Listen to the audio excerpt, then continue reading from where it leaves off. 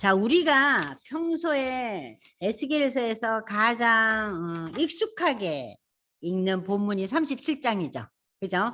그래서 37장에 대한 전체적인 그 내용을 한번 보면요. 37장 페이지 지금 몇 페이지냐면 37페이지입니다. 에스겔은 골짜기에서 이제 환상을 보는 거예요. 이것도 환상이죠. 골짜기에 마른 뼈들이 소생하는 환상을 봅니다. 또 이 환상을 볼 뿐만 아니라 하나님께서 이 막대기가 하나가 되는 거, 두 막대기가 하나 되는 그 말씀을 이제 비유의 말씀을 또 주셔요. 자, 그러면 여기에서 이 골짜기에 수많은 그 마른 뼈는 무엇을 상징하는가? 마른 뼈는 바벨론 포로가 되는 이스라엘을 상징한 거예요. 네? 마른 뼈. 마른 뼈는 바벨론 포로로 잡혀간 이스라엘. 응? 그러니까 생명이 없는 거잖아요. 마른 뼈는. 그럼 바벨론 포로로 잡혀간 이스라엘 백성들은 사람으로서 사는 게 아니죠, 지금. 그잖아요. 거의 멸망이잖아요. 자, 그리고 이 두 막대기는 무엇을 상징하는가? 남북 이스라엘을 가리키는 거예요. 그러니까는 지금 솔로몬이 세상을 떠나고 난 뒤에 솔로몬의 아들 르호보암 시대 때 그 솔로몬의 신하였던 여로보암이 나라를 하나 세우잖아요. 그죠? 그게 북왕국이잖아요. 그래서 이 왕국이 북왕국은 10지파가 연결되고 남유다 왕국은 누구와 누구예요? 베냐민과 유다 지파, 두 지파. 그래서 우리가 상식적인 생각으로 보면은 유다는 조그맣고 북왕국이 큰 것 같잖아요. 12지파와 10지파니까. 자, 이렇게 됐는데 이 두 막대기가 남북 이스라엘을 가리키는데 이 남북 이스라엘이 두 막대기가 막대기 하나가 돼요. 자, 그럼 역사적으로 여러분들 한번 지금 보세요. 이 이후에 유대가 하나가 되잖아요. 그죠? 오늘날까지 유대인들은 하나예요. 지금 유대인들은 남쪽이냐 북쪽이냐 그런 거 없어요. 우리나라는 어때요? 지금 현실적으로? 남북 나눠져 있잖아요. 나눠져 있잖아요. 그러니까 이 우리나라도 하나님이 이 두 막대기를 막대기 하나로 만들어 주셔야만 되겠죠.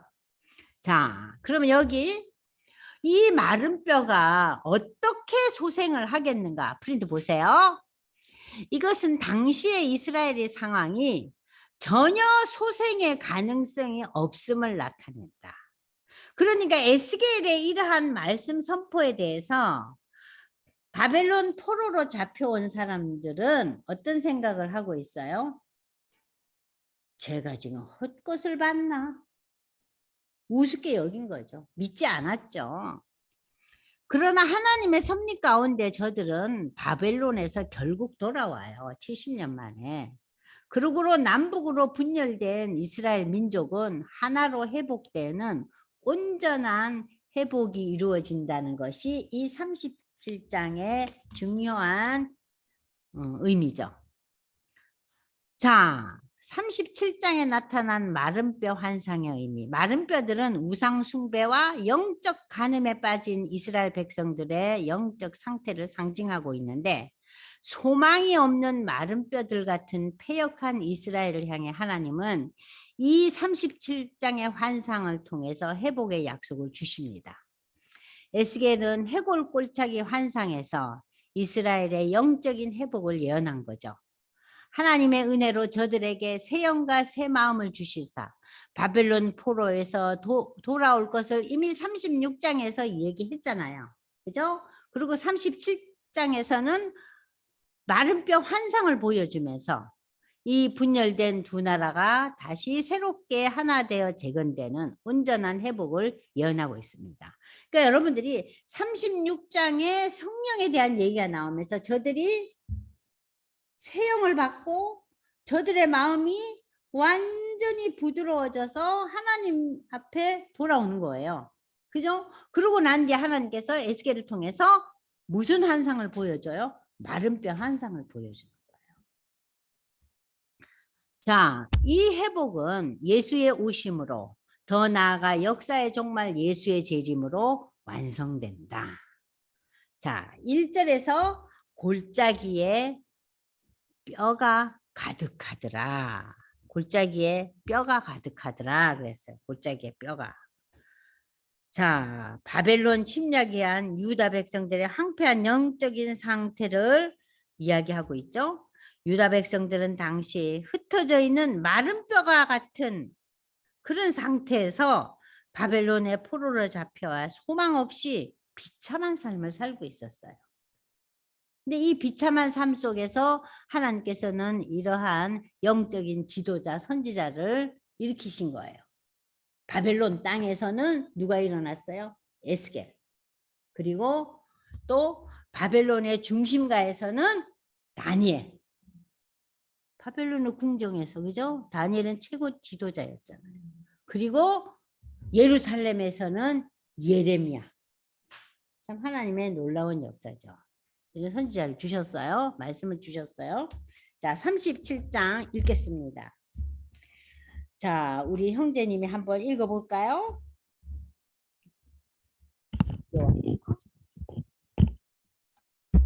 여호와께서 권능으로 내게 임재하시고 그의 영으로 나를 데리고 가서 골짜기 가운데 두셨는데 거기 뼈가 가득하더라. 나를 그 뼈 사방으로 지나가게 하시기로 본즉 그 골짜기 지면에 뼈가 심이 많고 아주 말랐더라. 그가 내게 이르시되 인자야 이 뼈들이 능히 살 수 있겠느냐 하시기로 내가 대답하되 주 여호와여 주께서 아시나이다. 또 내게 이르시되 너는 이 모든 뼈에게 대언하여 이르기를 너희 마른 뼈들아 여호와의 말씀을 들을지어다.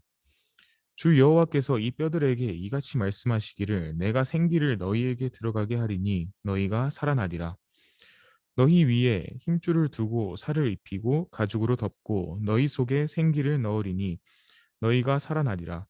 또 내가 여호와인 줄 너희가 알리라 하셨다 하라.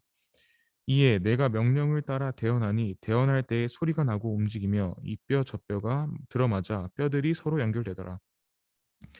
내가 또 보니 그 뼈에 힘줄이 생기고 살이 오르며 그 위에 가죽이 덮이나 그 속에 생기는 없더라. 또 내게 이르시되 인자야 너는 생기를 향하여 대언하라. 생기에게 대언하여 이르기를 주 여호와께서 이같이 말씀하시기를 생기야 사방에서부터 와서 이 죽음을 당한 자에게 풀어서 살아나게 하라 하셨다 하라. 이에 내가 그 명령대로 대언하였더니 생기가 그들에게 들어가매 그들이 곧 살아나서 일어나 서는데 극히 큰 군대더라. 네, 거기까지요. 큰 군대라는 거는 아주 그냥 놀라운 그 하나님의 큰 힘을 얘기하고 있는데 여기에서 37장 1절에 보면요. 하나님께서 지금 무엇으로 임재하셨어요? 에스겔에게 권능으로. 그러니까 여기 지금 37장의 하나님은 전지전능하신 하나님. 능력을 행사하시는 하나님. 그래서 그 37장의 에스겔은 환상을 보는데 마른 뼈다구가 가득 있는 거예요. 얼마나 놀랬겠어요? 여러분들 사람 뼈가 이렇게 널려져 있는 것을 환상으로 봤다는 건 굉장히 두려운 거잖아요. 어? 자, 죽음 이후에 뼈가 되려면 시간이 걸리잖아요. 그죠? 수많은 뼈가 이렇게 너부러져 있는 거예요. 자, 그러면서 하나님께서 말씀을 주시는 거예요. 자, 5절에 생기, 6절에 생기, 계속해서 9절에 생기, 10절에 생기, 생기 계속 생기를 주겠다 그러면서 이 뼈가 연결되잖아요. 이 생기라는 단어는 그러면 성경에서 어디에 나타나고 있는가? 창세기 2장 7절에서 9절까지 우리 형제님이 한번 읽어보세요. 창세기 2장 7절에서 9절.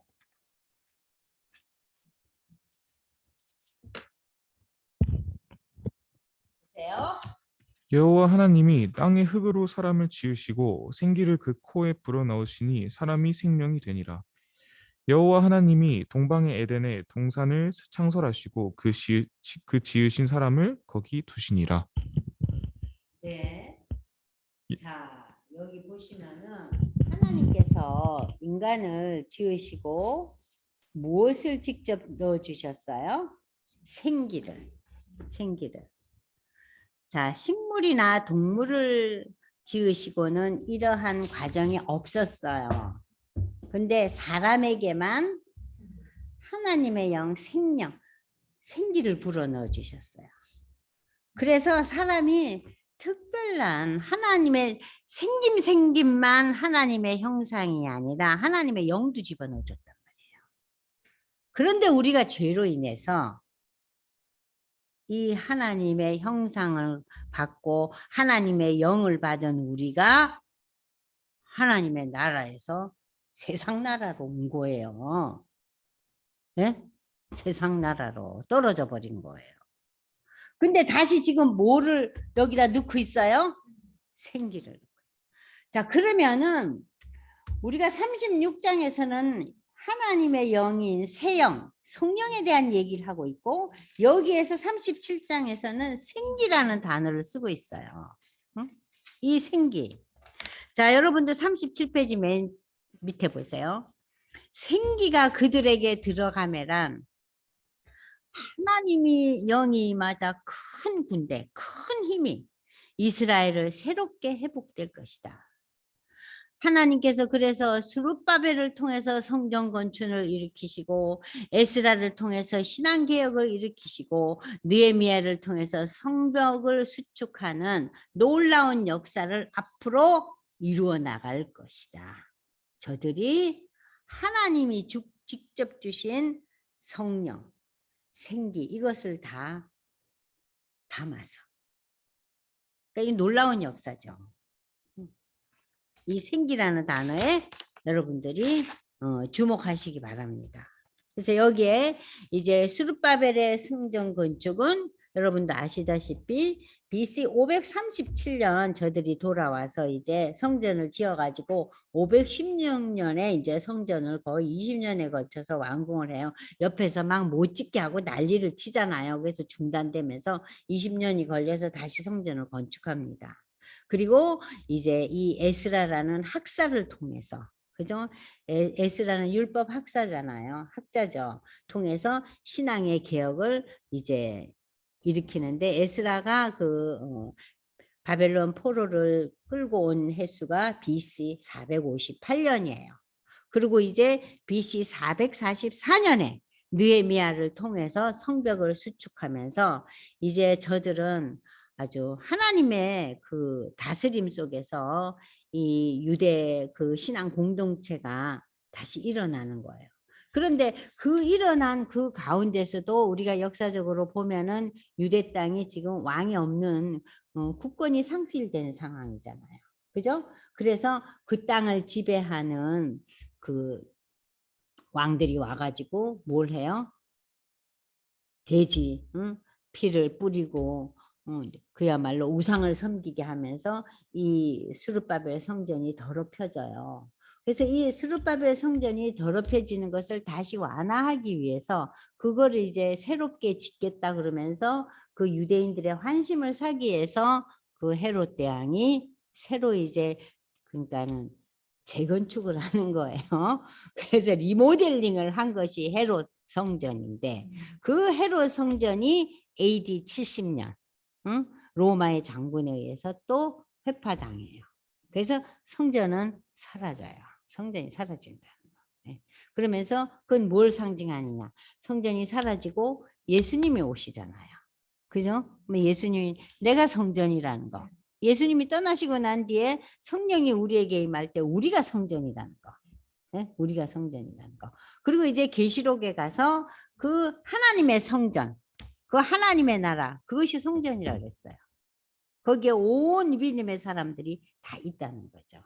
그 새하늘과 새 땅. 그것이 이제 성전의 역할을 하는 거예요.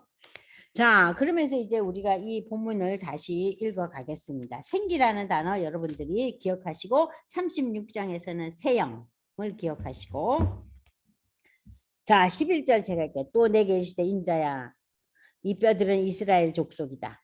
그들이 이르기를 우리의 뼈들이 말랐고 우리가 소망도 없고 우리는 다 우리 멸망했다. 완전히 이스라엘 백성들은 힘도 없고 소망도 없고 응? 마른 뼈같이 됐다. 그러므로 너는 그들에게 대언해서 말씀을 전하라는 거예요. 하나님이 말씀하시기를 내 백성들아 내가 너희 무덤을 열고 이 무덤은 죽음과 사망을 상징하는 단어잖아요. 여기 무덤을 열고 바벨론 포로에서 돌아오게 한다는 거예요. 이 무덤을 열고라는 표현은 바벨론 포로에서 돌아오겠다는 그러니까 포로 생활이라는 게 뭐예요? 죽음이라는 거예요. 너희로 거기에서 나오게 하고 이스라엘 땅 예루살렘으로 돌아오게 하리라. 그래서 이 무덤을 열고는 바벨론 포로가 된 상황을 무덤으로 비유하고 있다고 지금 제가 프린트해서 이렇게 설명을 했는데 유다의 회복은 무덤을 여는 사망에서 부활하는 하나님의 역사의 그 시초예요. 그래서 부활에 대한 상징적인 의미를 갖고 있는 거예요. 죽음에서 새로운 생명의 역사. 그것을 지금 이 에스겔의 환상을 통해서 우리에게 지금 이야기하고 있는 거예요. 자, 그래서 내 백성들아 내가 너희 무덤을 열고 너희로 거기에서 나오게 한즉 너희는 내가 누군 줄 안다? 여호와인 줄 너희가 이제 알 거야. 내가 또 내 영을 너희 속에 두어 너희가 살아나게 하고 내가 또 너희를 너희 고국 땅에 두리니 나 여호와가 이 일을 말하고 이룬 줄을 너희가 알리라. 여호와의 말씀이라. 너희가 하나님의 영으로 새로운 이제 시대가 시작된다는 거예요. 여호와의 말씀이 또 내게 임하여 이르시되 자, 두 번째 이 마른 뼈가 이제 생기를 얻어서 그죠? 그래서 저들이 다시 바벨론 포로에서 돌아오는 놀라운 회복의 역사를 갖고 그 돌아온 자들에게 하나님의 영을 넣어줄 거라는 그러한 회복의 역사. 자, 두 번째 회복의 역사는 또 뭐냐? 여호와의 말씀이 또 내게 임하되 인자야 너는 막대기 하나 가져다가 그 위에 유다와 그 짝 이스라엘 자손이라고 쓰고 또 다른 막대기 하나를 가지고 그 위에 에브라임의 막대기 곧 요셉과 그 짝 이스라엘로. 자, 막대기 하나에는 유다예요. 그러니까 가루하고 뭐 베냐민도 들어가겠지만 그러니까 남왕국이죠. 남유다 왕국이죠. 또 하나 막대기는 뭐냐면은 이 에브라임이라는 지파는 그 10지파를 대표하는 지파예요. 그죠? 에브라임. 자, 그래서 이 그 요셉의 두 아들 중에 하나였잖아요. 에브라임과 므낫세였는데 이 에브라임이 이제 그 더 큰 힘을 가지고 있었기 때문에 에브라임이라고 썼어요. 그 막대기들이 서로 합하여 하나가 되게 하라. 내 손에서 둘이 하나가 되리라. 자, 여러분 프린트 보세요. 자, 38페이지 맨 위에 연합된 두 막대기. 북쪽 10지파들의 머리인 에브라임과 남쪽의 유다가 결합하는 이스라엘과 유다의 연합, 통일을 선포하고 있다. 솔로몬 이후 분리된 이 남유다와 북이스라엘 저들은 하나님의 다스림에 의해서 하나가 되며 다시는 두 나라가 분리되지 않고 하나님의 나라로 회복될 것이다. 유대는 더 이상 분리되지 않습니다. 그죠? 지금 유대 나라 어때요? 그거 없어요. 저들은 뭘로 불려져요? 유대인이라는, 네? 주라 그러잖아요. 유대인들. 이제 유대인들에게는 남유다냐 북이스라엘이냐 그런 그 분리가 없어요. 자, 그러면서 이제 제가 그 다음 장 읽겠어요. 자, 그래서 이제 에브라임의 손에 있는 그 막대기를 가지고 유다의 막대기에 붙여서 한 막대기 하나가 되게 했다. 너는 그 글 쓴 막대기들을 무리의 눈앞에서 손에 잡고 그들에게 이르기를 주 여호와께서 이같이 말씀하기를 내가 이스라엘 자손을 잡혀간 여러 나라에서 인도하여 그 사방에 모아서 그 고국 땅으로 돌아가게 하고 하나가 되게 하고. 그러니까 여러분들 바벨론 포로가요 된 것이 저들에게는 절망이고 죽음이었어요. 그러나 이 바벨론 포로를 통해서 포로기를 통해서 저들은 나라가 한 덩어리가 돼요. 놀라운 하나님의 축복을 또 경험해요. 그죠? 그래서 하나님의 심판을 통한 이 고난의 역사가 결국 유대가 하나 되게 하는 거예요. 그래서 어떤 고난도 하나님의 역사와 하나님의 손 아래에 있으면 그것은 결국은 뭐예요? 축복이 된다는 것이 여기서 증명되고 있잖아요. 그 땅 이스라엘 모든 산에서 그들이 한 나라를 이루어서 한 임금이 모두 다스리게 하는. 자, 여기서 한 임금이 모두 다스려. 지금 이스라엘 나라에 왕이 있어요? 없죠. 나라가 없잖아요. 민족만 있잖아요. 그런데 한 임금이 다스린다. 이 한 임금이 예수 그리스도예요. 유대 땅에는 더 이상 역사적으로 왕이 없었어요. 다 뿔뿔이 흩어져 살았잖아요. 저들에게 누가 왕이 돼서 와요? 예수가 왕이 돼서 오셨는데 이 유대인들이 예수를 왕으로 받아들인 자들은 극히 일부분이었죠. 대부분은 유대인들이 예수를 거부하고 예수를 십자가에 못 박았잖아요. 그러나 그 미미한 얼마 안 되는 사람들이 예수를 믿고 예수를 전 세계에 전하는 것이 초대교회 역사 아닙니까? 그죠? 자, 그럼 다시 보겠습니다. 자, 여러분들 보세요. 한 임금이 예수가 모두를 다스리게 하더니 그들이 다시는 두 민족이 되지 아니하며 두 나라로 나누지 아니할 거야. 그들이 그 우상들과 가증한 물건과 그 모든 죄악으로 더 이상 자신들을 더럽히지 아니하리라. 내가 그들을 범죄한 모든 처소에서 구원하여 정결하게 한즉 그들은 내 백성이 되고 나는 그들의 하나님이 되리라. 내 종 다윗이 그들의 왕이 되는. 자, 다윗의 후손으로 올 자가 유대 땅의 왕이 될 거며 그들 모두에게는 유대 백성들 모두에게는 목자가 여럿이 있지 않아요. 목자가 하나밖에 없다. 한 목자가 있을 것이라. 그들이 내 규례를 준수하고 내 율례를 지켜야 하며 내가 내 종 야곱에게 준 땅 곧 그의 조상들이 거주한 땅에 그들이 거주하되 그들과 그들의 자자 손손이 영원히 거기에 거주할 것이요 내 종 다윗이 영원히 그들의 왕이 되리라. 자, 여러분들 신약의 내용들이 여기에서 그대로 예언되고 있죠. 우리가 신약은 조금 더 여러분들한테 익숙하잖아요. 그죠? 이 내용을 읽으면서 여러분들이 어때요? 어머나 이 예언이 신약에 와서 다 이루어졌네? 다 이루어졌네? 한 임금이래. 한 나라가 된대. 한 목자래. 다 이루어졌잖아요. 그죠?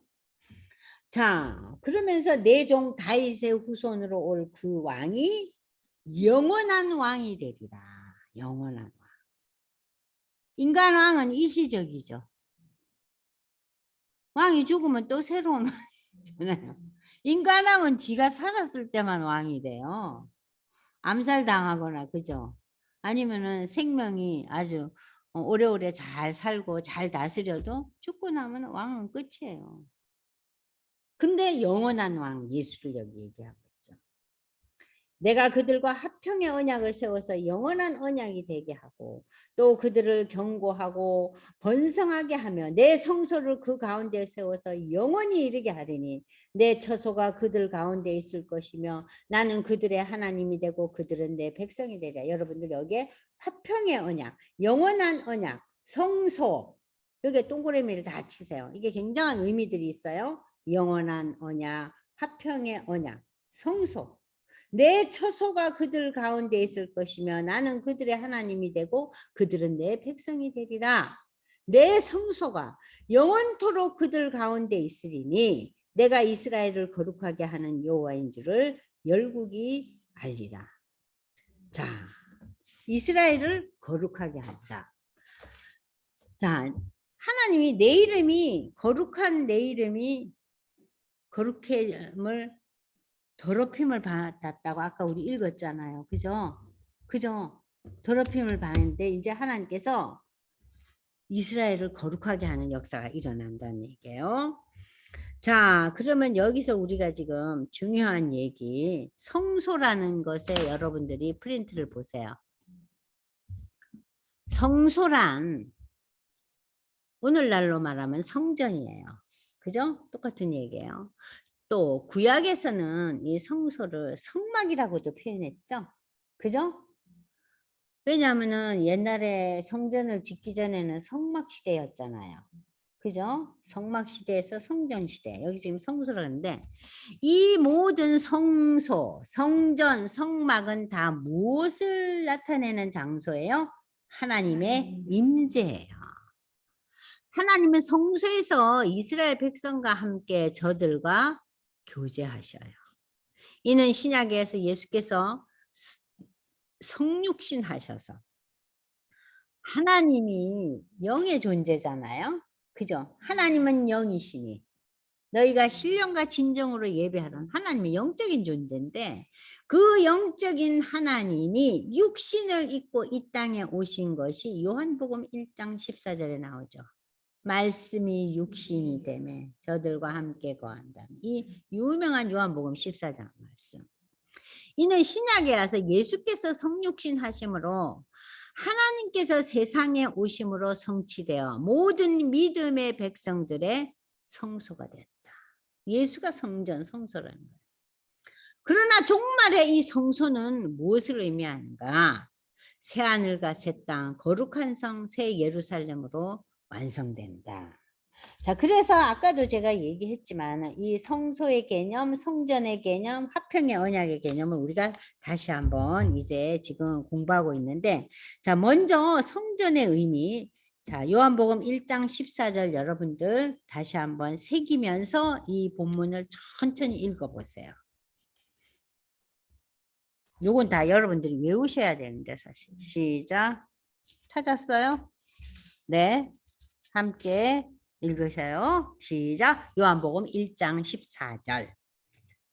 말씀이 육신이 되며 우리가 거하시니.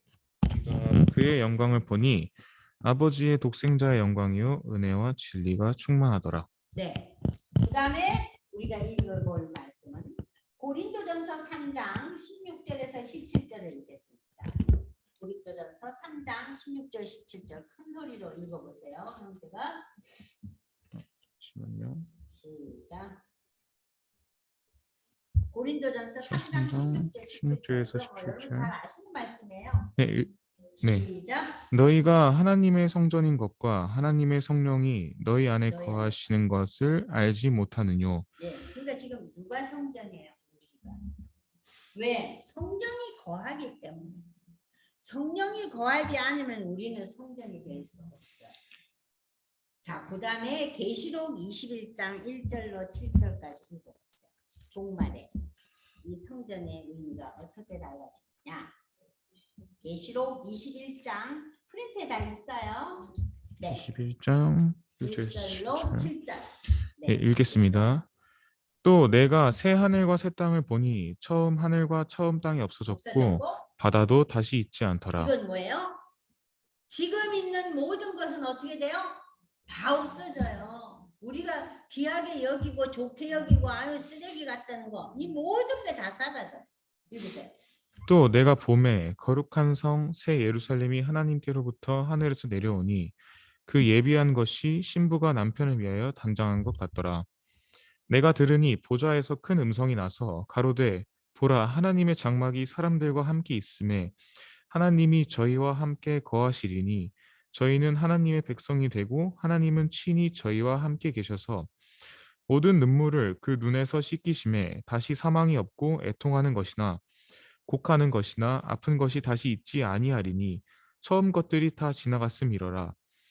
보좌에 앉으신 이가 가라사대 보라 내가 만물을 새롭게 하노라 하시고 또 가라사대 이 말은 신실하고 참되니 기록하라 하시고 또 내게 말씀하시되 이루었도다 나는 알파와 오메가요 처음과 나중이라 내가 생명수 샘물로 목마른 자에게 값없이 주리니 이기는 자는 이것들을 유업으로 얻으리라 나는 저의 하나님이 되고 그는 내 아들이 되리라. 네. 아멘. 자, 이렇게 해서 성전의 의미가 새 예루살렘으로 이제 완성된다는 거예요. 그러니까 지금 예수님이 재림하기 이전까지는 우리 모두가 성령의 다스림을 받는 자는 하나님의 성전이라는 거. 그걸 기억하시기 바랍니다. 자, 그리고 우리가 조금 전에 읽었던 그 화평의 언약이라는 거, 영원한 언약, 새 언약. 자, 프린트를 보세요. 다윗의 후손 예수 그리스도와 세워질 이 언약은 하나님께서 이스라엘을 심판하신 후 바벨론 포로가 되게 하고 예루살렘이 다 완전히 성전이 다 불탔잖아요. 자, 그런 후에 포로 생활에서 돌아온 남은 자들에 의해서 다시 성취되고 궁극적으로 예수 안에서 성취될 화평의 언약이요, 영원한 언약이요, 새 언약이다. 오늘날에도 이 화평의 언약, 새 언약의 성취를 위한 구원의 역사는 진행되고 진행되고 있잖아요. 지금 믿음의 사람들을 통해서. 그래서 이 언약의 특징을 보면은 이 언약은 조금 전에 읽었죠? 영원한 언약. 새하늘과 새 땅이 임하는 그날까지 영원히 계속된다. 그리고 이 언약은 우리를 화평케 한다. 누구와? 하나님과 관계를. 자, 우리가 죄로 말미암아 하나님과의 관계가 깨졌죠. 우리가 하나님과 불화의 관계였잖아요. 근데 구약에서는 제사를 통해서, 신약에 와서는 예수에 대한 신앙 고백을 통해서 우리가 하나님과 불화의 관계에서 화평의 관계가 되고 우리가 하나님 자녀 됐잖아요. 그죠? 화평의 관계. 화평케 하는 언약이다. 그리고 이제 법적인 관계에서 인격적인 관계로 성화된다. 여러분, 법적인 것과 인격적인 게 다르죠. 그죠? 법적으로 니랑 나랑 부부가 됐다. 법적으로는 부부예요. 근데 이 부부가 인격적인 교류가 없다고 가정을 해보세요. 그러면 이 부부는 인간의 법으로는 법적인 부부지만 진정한 부부가 아니죠.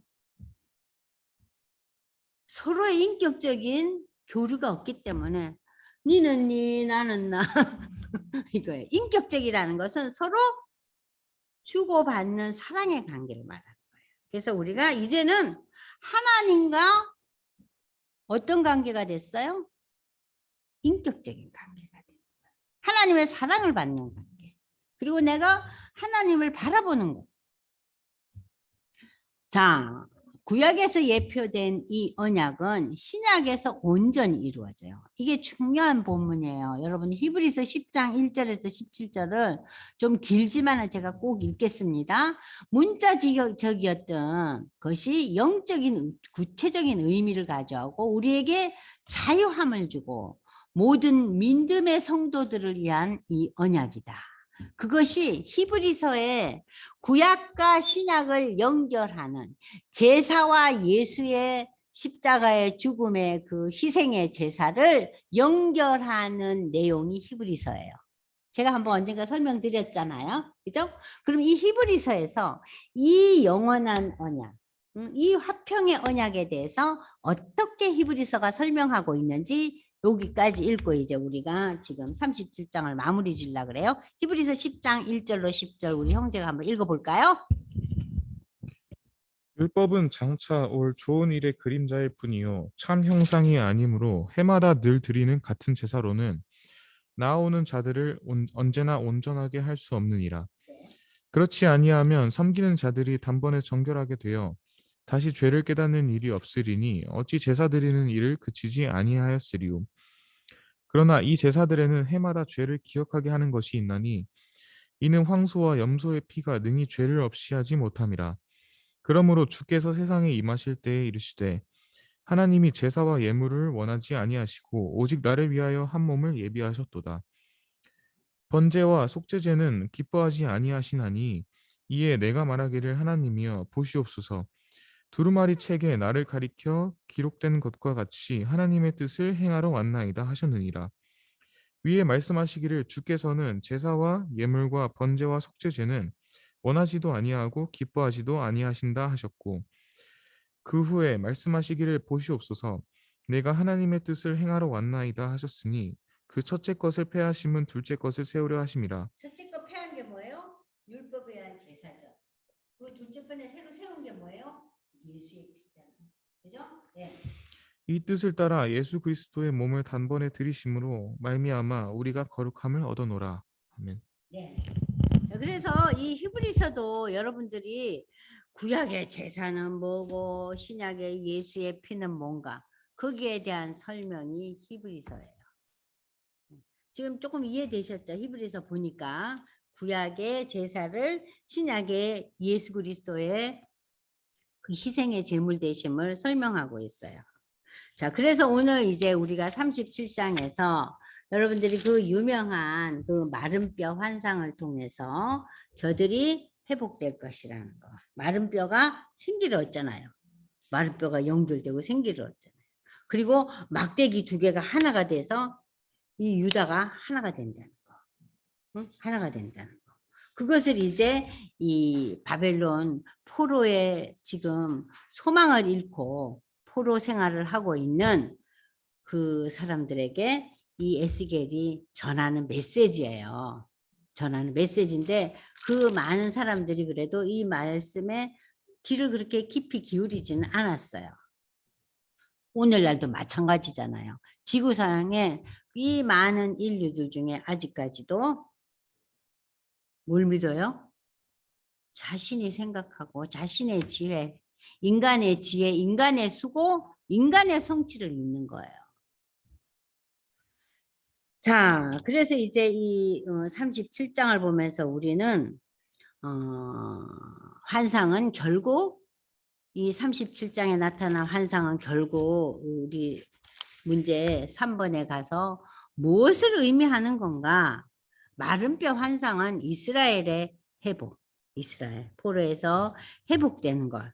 그리고 두 번째는 이 마른 뼈가 생기를 얻듯이 우리 믿음의 성도들은 종말에 뭘 얻어요? 우리의 죽은 몸이, 우리 지금 다 옛날에 돌아가신 분들은 다 뭐가 돼 있어요? 흙이 됐잖아요.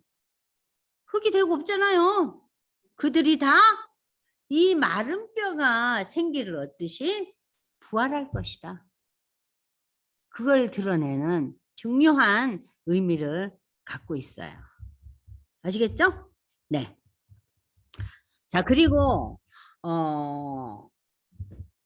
왜 하나님은 36장에서 이스라엘의 회복을 허락하셨는가? 이스라엘의 회복을 통해서 하나님의 이름이 더럽혀진 하나님의 이름이 다시 거룩해지게 하기 위해서 내가 이랬다 그랬죠? 그죠? 기억나시죠? 조금 전에 우리 공부한 거. 내 이름이 더럽혀졌다 이거예요. 어? 너희들이 죄악으로 인해서. 응? 그 열방이 그러잖아요. 야, 니네 신과 우리 신이 싸워서 우리 신이 이겼다. 그래서 너가 바벨론 포로 온 거 아니냐. 니네 신 아무것도 아니네. 그러잖아요. 어? 그러니까 하나님의 이름이 땅에 떨어졌잖아요. 그러니까 하나님께서 저들을 바벨론 포로에서 회복하심으로 해서 나는 너희가 섬기는 너희 열방들이 섬기는 그런 신이 아니라는 것을 증명하는 거예요. 드러내기 위해서. 응? 이스라엘의 회복을 허락하신 거예요. 첫 번째. 두 번째는 뭐예요? 이스라엘의 회복을 통해서 이스라엘이 기도하며 열방도 구원의 대열에 끼우게 하기 위해서. 두 가지 의미가 있는 거예요. 하나님의 이름을 위해서, 거룩함을 다시 되찾기 위해서. 두 번째는 이스라엘의 구원을 통해서 열방들이 놀라고 하나님은 다른 분이시네. 그리고 이 이스라엘의 열려진 기도를 통해서 열방이 하나님께 돌아오게 하기 위해서. 그러니까 이 에스겔서가 참 대단한 내용이죠. 그죠? 읽을수록. 그러니까 여러분들 이거 제가요. 이 프린트에 다 기록되어 있거든요. 그러니까 읽어보시면은 다 이해할 수 있어요. 어때요? 형제는 좀 알겠죠? 그죠? 쉽게 이해되죠? 그죠? 쉽게 이해될 거예요. 아무래도 젊으니까. 머리가 빨빨하니까 우리보다. 근데 대답을 아주 시원하게 안 하네요. 너무 민망한가 봐요. 자, 어떠세요? 좀 이해가 되셨어요? 예. 그러니까는 제가 얘기하는 거를 그 프린트에다 메모도 해 놓으셔도 되고요. 메모를 해 놓으셔요. 그러면은, 그리고 아까 그 히브리서 같은 본문은요, 구약을 이해하는데 굉장히 도움이 돼요. 응? 예수 그리스도의 피해, 그 고난의 피해 제사와 구약의 제사를 연결해서 해석하고 있잖아요. 그죠? 그러니까 여러분들이 그 제가 지금 우리가 비록 에스겔을 공부하고 있지만 이 에스겔을 바탕으로 해서 신약이 다 이루어진 거예요. 그러니까 신약만 읽으면은 구약의 그 베이스가 없는 거예요. 그러니까는 우리가 대학을 다니면서 공부는 잘하는데 초등학교, 중고등학교 안 다닌 애들이 어때요? 친구 관계도 없고 뭐 없잖아요. 공부 잘하는데. 그죠? 그러니까 반드시 구약의 그 베이스가 있어야 돼요. 그래야 신약을 확실하게 이해돼요. 저는 처음 예수 믿을 때 그랬어요. 구약 읽으면 맨날 동물을 잡아가지고 저기 얼마나 그 피비린내가 안 하고 그럼 뭐 하는 짓인가 했어요. 근데 그 제사가 있어야만이 예수의 피제사가 의미가 있는 거예요. 그 베이스가 있어야. 자, 오늘 저희는 이제 35장, 그 35장의 의미는 뭐라 그랬죠? 에돔의 멸망은 종말에 전 세계, 전 인류의 멸망을 예고하는, 상징하는 내용이라는 것도 여러분들이 꼭 기억하시기 바랍니다. 자, 기도하고 마치겠습니다. 하나님 아버지, 이제 36장부터는 참 소망과 기쁨이 넘치는 회복의 메시지들로 시작됩니다.